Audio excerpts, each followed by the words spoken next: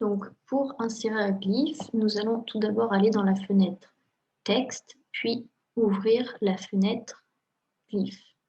Donc ici, nous pouvons voir tous les glyphes spécifiques à une typographie. Ici, la typographie utilisée est la typographie Times New Roman. Donc, nous allons sélectionner la typographie qui nous intéresse pour avoir ces caractères spéciaux. Nous avons deux petites commandes ici qui vont nous permettre de zoomer ou dézoomer pour voir plus facilement soit l'ensemble des glyphes, soit un glyphe en particulier. Donc, une fois que nous avons repéré le glyphe que nous souhaitons ajouter à notre texte, nous allons tout d'abord double-cliquer sur le bloc de texte, puis double-cliquer sur notre glyphe.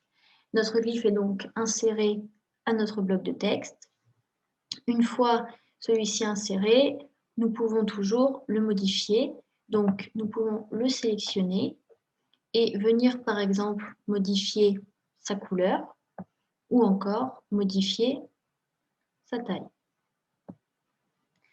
Parfois, lorsque nous allons vouloir réaliser une édition, nous avons besoin de plusieurs glyphes et les ajouter plusieurs fois de suite. Donc, nous pouvons avoir besoin d'une famille de glyphes qui s'appelle donc un jeu de glyphes. Pour créer notre jeu de glyphes, nous allons aller dans les petites barres qui se trouvent juste ici et venir faire nouveau jeu de glyphes. Donc ici, par exemple, jeu de glyphes 5, pour appuyer sur OK. Notre jeu de glyphes est donc créé. Nous pouvons dès à présent ajouter chaque glyphe à notre jeu. Donc pour cela, nous réalisons un clic droit sur le glyphe en question, puis ajouter au jeu de glyphes. Et nous venons sélectionner la famille que nous venons de créer. Nous pouvons donc ajouter plusieurs glyphes qui nous intéressent à notre famille.